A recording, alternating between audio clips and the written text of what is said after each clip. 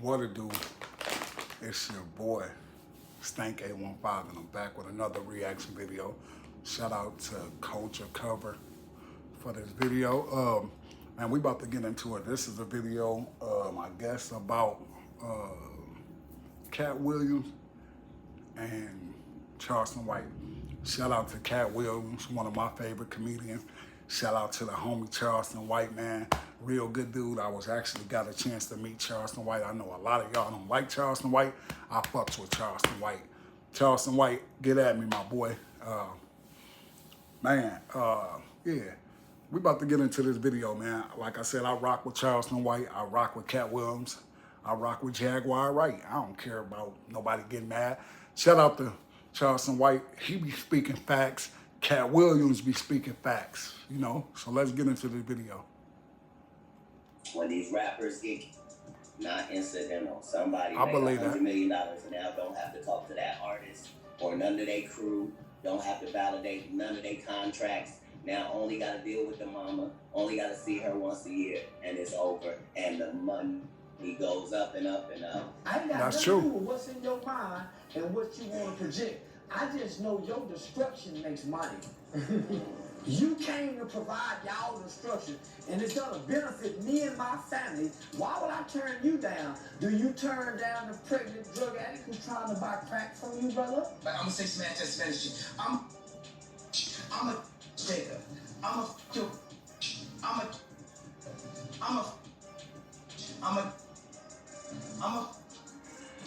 a that's the real anti-Semitic shit that the Jewish people get paid off. Most dangerous thing that's facing our society. So why sign an artist that would promote that? Because I already answered that question. You weren't paying attention. So while everyone's busy arguing over who had the more disrespectful diss track, Foolio or Youngin Ace, Katt Williams and Charleston White have swooped in with a major reality check. They're here to remind us that the real winners in all these rap beefs aren't the rappers themselves, but the big shots behind the scenes, the record labels. According That's to true. Katt, none of this violence and death in the rap industry is random. It's all part of a big scheme by those pulling the strings to promote beefs and violence, practically sacrificing these young artists for profit. But Charleston White has a slightly different take I on can this. believe While that. he agrees that record labels do profit from the destruction within Black communities, he said that there's still something called accountability. And at the end of the day, these rappers have a choice in whether they want to promote that kind of lifestyle That's in their true. music. And That's then let's true, not too. also forget that whole rap music to prison pipeline that Ice Cube recently highlighted, which adds another layer to the narrative about labels using young Black men as pawns, literally making money off their early deaths. Same people who own the labels own the prisons. So, Literally the same people? literally the same people who own the labels own private prisons.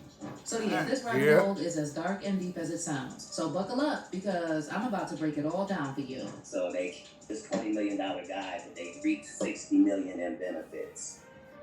Wow. And they had some people from your city do it. Wow. I'm saying there's the good side and the bad side of these businesses. I can believe that. It's been 2 weeks since the Jacksonville rapper Julio was down in Tampa, Florida, and the violence is already spiraling. Just 6 days after Foolio's death, Youngin Ace's rumored affiliate Darius Fizzle Beals was also killed in Florida. Fizzle was a brother of Maliki Lil Leak Beals, another one of Youngin's affiliates who was tragically killed in September 2020 at just 18 years old. So just like everyone predicted, the cycle of violence continues and is only getting worse. Julio's death hasn't changed a thing. These young men are still throwing away their lives and killing each other over rap beefs. Clearly, none of these rappers involved in these pointless feuds are coming out as winners. I mean, sure, they might get a diss track to trend, make some money, and gain some fans who enable their reckless music, but at the end of the day, for most of them, it's only a matter of time before they end up like That's Julio. true. So why do That's these true. Black men keep perpetuating the cycle of violence despite losing friends and family members, getting locked up for life, or getting killed themselves. Well, there's been a lot of buzz lately about how these young men are nothing but pawns shaped I by can their believe that. environment and brainwashed from a young age to believe that this street life makes them cool. These young rappers are lured into a dangerous lifestyle, thinking it's their ticket to fame and fortune. But in reality, they're just pawns in a game where their lives are expendable and their deaths are profitable. And then there are rumors that record labels deliberately sign artists who make rap, drill, and similar genres that glorify gang culture and senseless violence. Did you know that according to multiple studies, murder is the leading cause of death for more than half of hip-hop artists? As you can see in this chart, out of all major music genres, rap and hip-hop have the lowest life expectancy for artists. And this is exactly what Katt Williams was talking about in one of his viral interviews. He pointed out that all these recent deaths of young rappers are far from coincidental. According to Katt, every time one of these young artists dies, there's someone higher up raking in a ton of money off their demise. That's When true. these rappers get That's true. not incidental. Somebody made $100 million and now don't have to talk to that artist or none of their crew. Don't have to validate none of their contracts. I believe that. Now only got to deal with the mama. Only got to see her once a year, and it's over. And the money goes up and up and up. But Katt didn't stop there. He also alleged that when a rapper is sacrificed, the higher-ups usually arrange for someone from the rapper's own city to take them out. It's like a final humiliation tactic, adding insult to injury. This sinister move ensures the rapper's downfall is even more devastating and personal, stirring up even more drama and chaos in the community. So they $20 million guy, but they reap $60 million in benefits. Wow. And they had some people from your city do it. Wow. That's true. I'm saying there's the good side and the bad side of these businesses. According to Katt, in the entertainment industry, most things aren't as they seem. Even when something looks like a coincidence or just bad luck, you can bet it's been carefully planned and orchestrated behind the scenes, with someone profiting from it. It's all a part of the game. And there's always someone pulling the strings to ensure they come out on top. Somebody benefit. Yeah. So in all of these situations, there's a business involved and there's real money involved, and somebody's benefiting from this thing that looks like, oh, that just happened. Nah, no way. Now, some are quick to dismiss all of this as conspiracy theory, but Katt is not the first person to allege that record labels carefully pick and choose what type of music will get promoted. That's true. Let's take a picture down memory lane back to 2012, when Corrections Corporation of America, one of the two companies that have a monopoly on the private prison industry in the U.S., made a bold move by reaching out to 48 states with an offer to buy their prisons. But there was a catch. In exchange for a 20-year contract, the states had to promise that the prisons would maintain at least a 90% occupancy rate for the entire duration. But how could state governments ensure such a high level of prison occupancy for 20 years? What tactics would they use to keep the prisons full? Well, brace yourselves for another bombshell. Just 2 months after CCA's proposal, an anonymous email reportedly circulated among individuals in the music and PR sectors. This email described a secret meeting where it was allegedly decided that hip-hop and rap music would be manipulated to boost profits for privatized prisons. The email's author, claiming to be a former industry insider, described being present at a secret meeting in 1991, and he called it one of the biggest turning points in popular music and ultimately American society. Here's what the email said happened at the meeting. Quickly after the meeting began, one of my industry colleagues thanked us for attending. He then gave the floor to a man who only introduced himself by his first name and gave no further details about his personal background. The speaker went on to tell us that the respective companies we represented had invested in a very profitable industry, which could become even more rewarding with our active involvement. He explained that the companies we work for had invested millions into the building of privately owned prisons, and that our positions of influence in the music industry would actually impact the profitability of these investments. The author of the email then goes on to describe how he was initially confused and didn't understand what private prisons had to do with music, but then they told him that the major record label owners had become silent investors in the prison business, which meant it was now in their interest to make sure that these prisons remained filled. Now here's where it gets even crazier. The email continues, our job would be to help make this happen by marketing music that promotes criminal behavior. Rap, being the music of choice. Yeah. He assured us that this would be a great situation for us because rap music was becoming an increasingly profitable market for our companies. And as employees, we'd also be able to buy personal stocks in these prisons. Yeah. According to the author I of this believe email, everyone in the meeting was reminded that they had signed an agreement and would suffer the consequences of speaking about this publicly or even with those who attended the meeting. They were also reportedly told that this was bigger than the music business and nothing they'd want to challenge without risking consequences. And then, after a few months passed, Why did no one? the man who wrote this email said he started noticing popular rap music was changing direction. Quote, rap acts that talked about politics or harmless fun were quickly fading away as gangster rap started dominating the airwaves. Only a few months had passed since the meeting, but I suspect that the ideas presented that day had been successfully implemented. It was as if the order had been given to all major label executives. The music was climbing the charts and most companies were more than happy to capitalize on it. Each one was churning out their very own gangster rap acts on an assembly line. Everyone bought into it, consumers included. Violence and abuse became a central theme in most rap music, end quote. The author of the email talked about how this made him leave the music industry for good, and he eventually moved to Europe to live a quiet life away from all that craziness. But the meeting also motivated him to start researching how the U.S. prison industrial complex works, and he said it made him realize how the criminalization of rap music played a big part in promoting racial stereotypes and misguided so many impressionable young minds into adopting these glorified criminal behaviors which often lead to incarceration. So back in 2012, when this explosive email first leaked to the press, multiple major publications, including Business Insider, reported on it. But as the email started gaining a ton of attention, the mainstream media quickly swooped in to discredit it, declaring it was fraudulent. But this theory has persisted to the present day. And with the state of modern music today, there's been a lot of buzz about the shadowy industry bigwigs who supposedly control the entire industry. When you start digging into allegations of the CIA, the FBI, the Mossad having tentacles in the music industry, you wind up at total rumors like this. Former CIA agent admits agency created gangster rap to fill private prisons by glamorizing criminality. Claims like famous hip-hop lyrics of the legendary hip-hop outfit NWA were even scripted by a team of psychologists and war propagandists inside the CIA, according to this former agent. Obviously, these are just totally rumors and conspiracy theories, no truth to this whatsoever. But it leads you to people like Leo Cohen, who might be the most influential person in the last 100 years of music, because he ran Def Jam and made Jay-Z who he is, including Redman, Method Man, DMX, Ja Rule, Ludacris.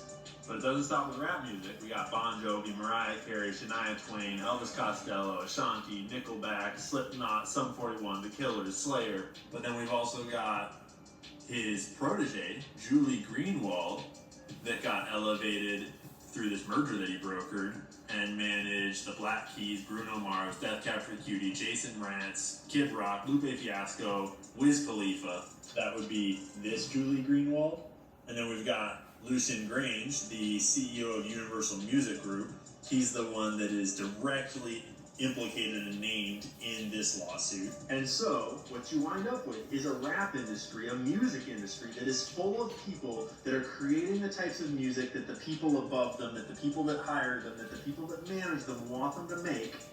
They're all terrified of stepping on the wrong toes or getting out of line or doing what they're not supposed to for one blackmail reason or the other. And we wind up with an entire industry full of musicians that are glorifying gangs and violence and I mean, think about it. There's no better way to undermine an entire population, an entire race, an entire culture than to target their kids with subversive messages that they're going to think is cool, and the parents can't say about it because then the kids will just think it's cool. But let's now circle back to Charleston White because he has a slightly different perspective on this. According to him, while record labels most definitely profit off of ignorant music and violence within black communities, at the end of the day, it's up to the individuals involved to decide if they want to sign contracts with these labels. Now listen, when you show up to my record label with your music, I ain't behind what you wrote. The white man is for sure. You wrote before you got here. And you just gave him $1 million for it. But you wrote it. But listen, brother, I'm a businessman. Right. I ain't got nothing to do with what you wrote. You wrote the lyrics talking about your neighbor. But you didn't tell me, no, this isn't what Listen, you're supposed brother, to be writing. You said, I'm going to give you $1 million for this. But So you encouraged it. no, I didn't. With the utmost dollar amount. No, I didn't. I'm a businessman, and I'm about business. Because when you stop rapping this, and I get a Nas X, and he can rap gay, I'm going to sign him too. You showed up with these gay killer lyrics, brother. I ain't got nothing to do with what's in your mind and what you want to project. I just know your destruction makes money. Yeah. You came to provide y'all destruction, and it's gonna benefit me and my family. Why would I turn you down? Do you turn down the pregnant who's trying to buy crack from you, brother? Preach. What about the girl who may look underage and selling? Preach, Katt. Turn her- Preach. Preach, Charleston What about White. your Preach. homeboy's woman who's in a compromised state, and you can, when she comes to you. Shout Do out you to turn her Charleston down? White. So you want me to turn you down, and I can make trillions off your ignorance. The schools don't turn you away when your mother comes sign you up and register you. So why do you want me to turn you away? You want to be famous. You want to be a rapper. And the only way you can do this if you come to me. You're not bringing me nothing positive that I can promote to Disney. I can make you richer than you can ever be if you wrote me some Disney lyrics. Hey, if you just want to be like Nick Cannon, I can make you a star forever. But you want to be a star just for a small time, so you write gangster lyrics because you don't want to live long. You don't Preach. want to be like Nick Cannon. Preach, Charleston. So you're not a Nick Cannon kind of guy. So you show up this gangster, you and all your gangster buddies from your hood, and you're blaming me because your mind wrote these lyrics. All of that hate that you're professing, I didn't whisper that in your ear. I didn't pick your mother and your father when they made it, and your dad left your mom, to go. I didn't have nothing to do with that, guy. Why are you blaming me as a white man? I didn't kick in your door and rob you and tie you up. I didn't kill your father. Why are you blaming me, the white man? I got a record label, brother. We just want to sell records to your people. And if we don't have these records to sell to your people, how will your people make music? Your people don't have record labels. How will they make music if it wasn't for us? As for fans, they're saying both Katt Williams and Charleston White have a point. While it's true that the rappers choose to write certain types of music and promote violence, it's also true that choices are not made in a vacuum. And when young people are brought up in a certain environment, their choices will be inevitably shaped by what they see around them. True. Let me know how you feel about all this. Do you think the blame is squarely on the record labels and industry puppet masters? Or are these artists who promote violence in their music to blame for the deaths of young rappers like Foolio? Leave your thoughts in the comments and make sure you stick around for this next story. I'm going to be honest. I feel like, we is taught as young kids, like what we surround, we like even me growing up, I was surrounded by drug dealing and killing. So guess what? I adapted to the gang life. I adapted to selling drugs. I adapted to shooting at people. I adapted to people shooting at me. I ended up going to prison, and spent mostly all my 20s in prison. But when I got out, guess what? I still wanted to be into that type of culture. But I had to realize I had 2 sons that was out there, and I didn't want them to be just like me. So guess what? I had to change my ways. And now I notice my sons don't be in the streets. Sometimes we adapt to the culture we surrounded in, and we want to be like that. You see the people over there, like I used to see people make $1,000 in a few minutes, and I'm like, oh shit. He making $1,000 in a few minutes. I'm not working no job. Jobs are for. That's what I used to think. Now look at me. I'm working a regular 9 to 5, making legit money, living a good life. Not looking over my shoulder, not worried about nothing. Yeah, so just because you in that situation and in that, culture, don't mean you gotta come out, but 99%, I mean, I ain't gonna say 90, 85% of the people do turn out the way the environment is around them. But shout out to Katt Williams, shout out to Charleston White. I definitely rock with both of them, man. Y'all at the comment section, y'all let me know how y'all feel about this whole situation.